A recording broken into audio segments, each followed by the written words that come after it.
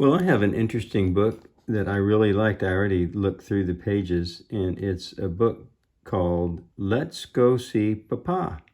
And it's about this little girl right here, and she lives somewhere overseas, not in Africa where you girls live, not in America, at least not in the United States. She lives somewhere in Latin America, and her father has left the little girl and his mother, Abuela, and his wife, the mama, to go to America to work so he can make money to support the family. They live in a place that's too poor and they don't have enough work, so he has to go somewhere to work. And she hasn't seen her papa in over a year, and now she's going to get to see him, and she's so excited about that. And this is her dog, Kika. That's the dog, Kika. And this is the inside cover, and I'll just read this to you.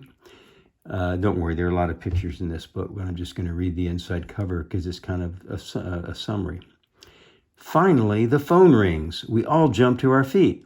First, Papa talks to Mama, and then to my abuela, who is his mother. I wait for my turn. Papa, I love you and I miss you, I say, as fast as I can so it won't cost too much. The little girl in this story hasn't seen her papa for over a year because he had to go work far away across the ocean in the United States.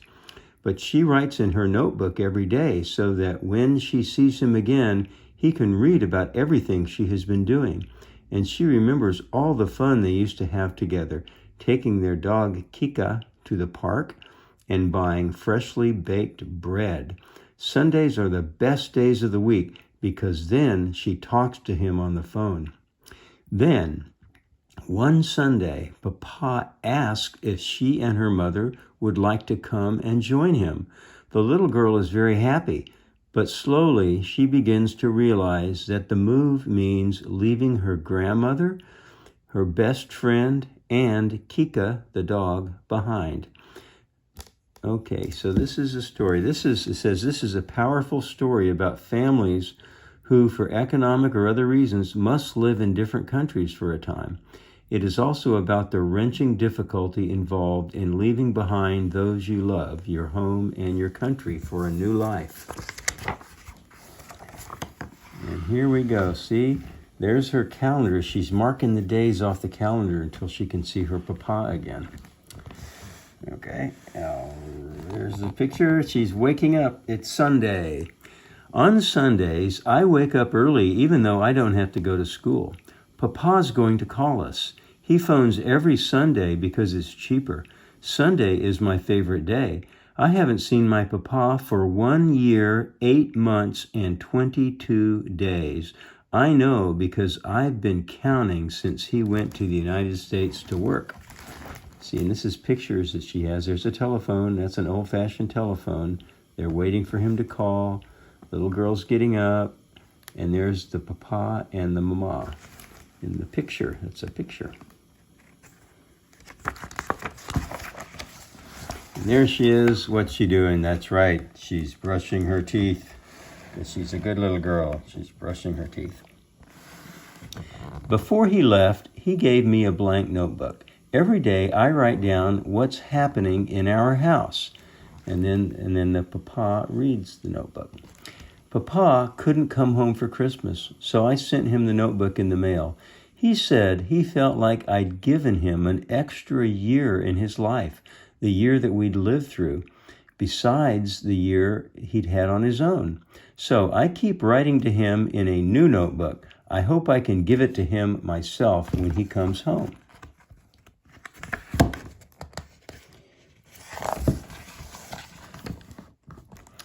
Another thing I like about Sundays is that Mama doesn't have to go to work. We share a room here at my abuela's house.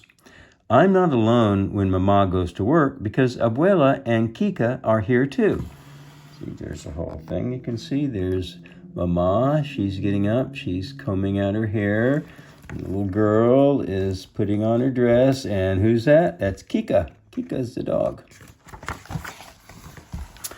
When I go into the kitchen, When I go into the kitchen, Mama and Abuela are already sitting at the table drinking coffee.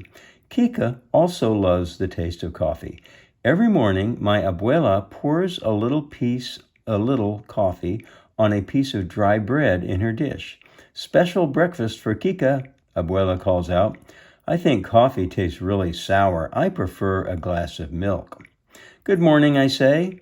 They nod their heads, but we don't talk much because we are waiting for Papa's call.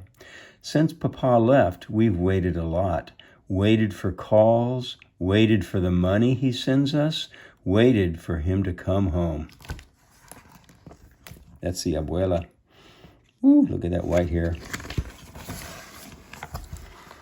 There she is. They're waiting.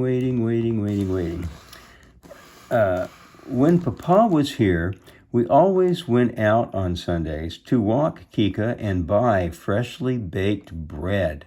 We'd walk hand in hand, and I'd try to take steps as big as his. We'd take Kika to the park. When we got there, I'd peer over the edge of the pond and count goldfish. But when Kika would climb up, they'd hide. See, the goldfish would hide from Kika. See, she draws little pictures in her notebook and sends them to her father. Got the sun.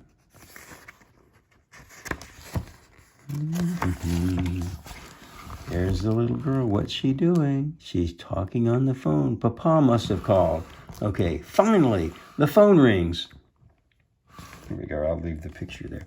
Finally, the phone rings. We all jump to our feet. First, Papa talks to Mama and then to Abuela, who is his mother.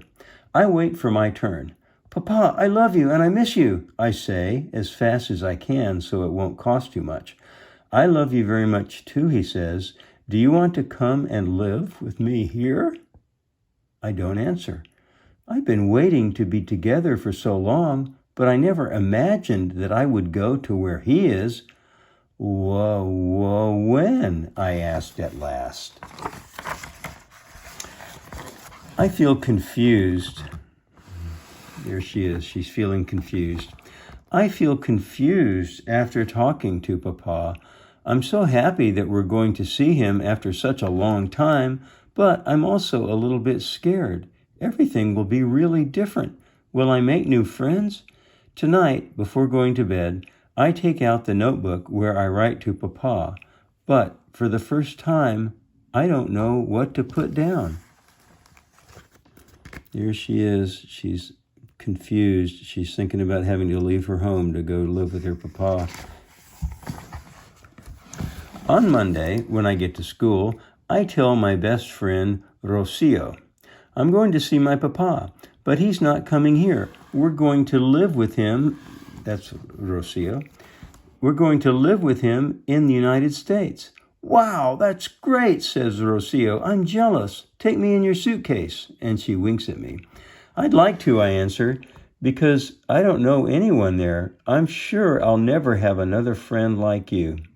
Everything will be great, you'll see, and I'll write to you so I don't miss you so much, she says. I'll write to you too, I answered. There they are. She's walking with her friend, hand in hand. They're going to school. There's a woman taking her little girl to school on the bicycle.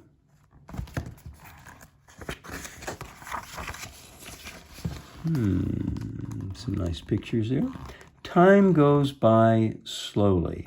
Sometimes I even forget that we are going. But one day, Mama brings home our airplane tickets, and everything suddenly speeds up. And Kika's ticket? I ask. Mama looks at me for a moment without saying a word, and I know I'm not going to like her answer. Kika is staying here with Abuela, Mama tells me. My heart doesn't know how to be away from Kika. Every time I look at her, there's Kika, there are the passports and there are the airplane tickets. Every time I look at her, I think that she's staying behind and I feel like crying. I love you so much, I tell her, and I rub her tummy, but you have to take care of Abuela so she doesn't feel alone and with her whole family living far away. This is what airplane tickets used to like in the olden days before they were just on people's phones. This story was written a little while ago. And there we go. You know what that is. You girls are very experienced travelers. That's their carry-on bag. Their suitcases. She's got dolls. She's trying to figure out what to put in her suitcase. Mama explains that I can only take one suitcase. I didn't know I had so much stuff. My dolls, my books, the pictures I painted at school, the postcards Papa sent. I can't take them all with me. They don't fit in the bag. Don't worry, Abuela says. I'll keep the stuff that you can't take until you get back.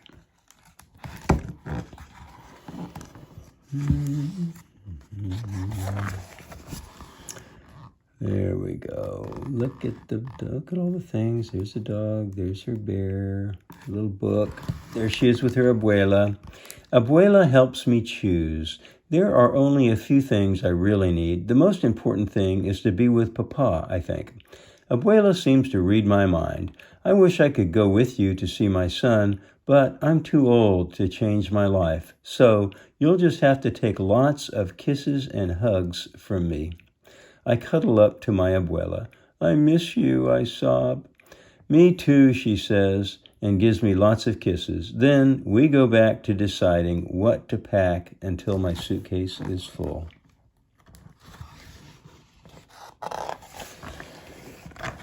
I wonder what's happening here. Let's see.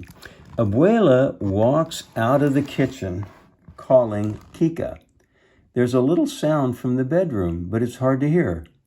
What have you done with the dog? Asks Mama and goes after Abuela. I follow them both. It seems like she must be in here, says Abuela, but I can't see her anywhere. My suitcase moves. So where is the dog? Kika! Then Abuela scolds me. How could you do this? Where are your things? Asks Mama. We don't have time for these kinds of games. Abuela and Mama helped me put my things back in the bag. So the little girl took all the stuff out of her bag and put the dog in, but it didn't work. The dog made no noise, and so now the Abuela and the Mama take the dog out of the bag and they put her stuff back in the bag. It doesn't take long because now we know where everything goes. Kika tries to help too.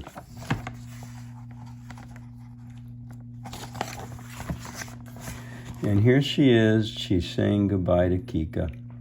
We are being picked up to go to the airport in 10 minutes. I'm taking Kika for a walk, I say, as I close the bag and run out of the house before they have time to say no. I always talk to Kika when we go for a walk. I don't know what to say today. She jumps and runs like she always does. I start to cry. I can't help it. Kika comes over to me and licks my face as though she means to wipe away my tears. It makes me laugh. I lift up her ear and whisper, "Don't forget me."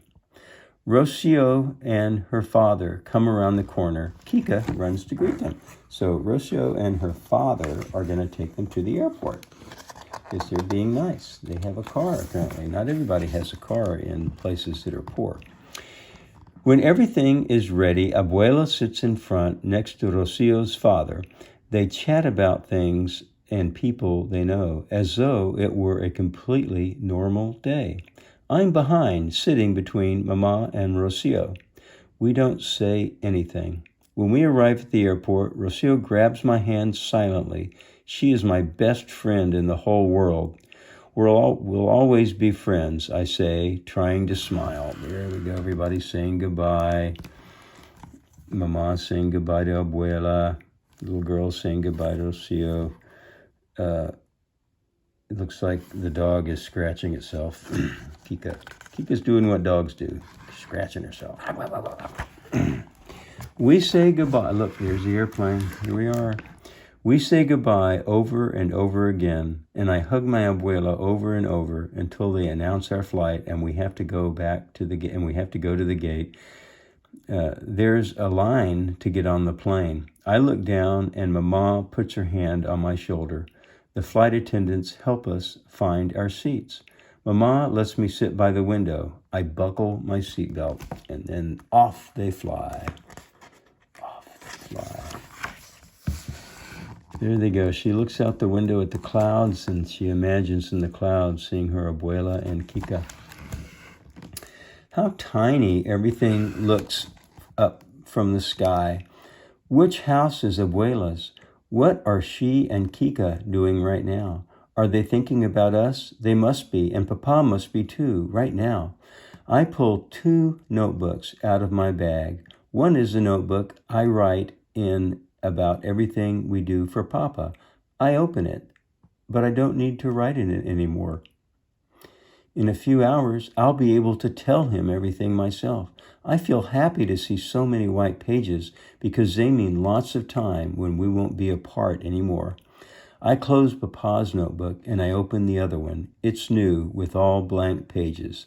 On the first page, I write, Dear Abuela, I am on the plane somewhere over the ocean. It's scary to think about that, but when I'm writing to you, I can almost forget that I'm up in the air crossing a huge sea. See, there she is.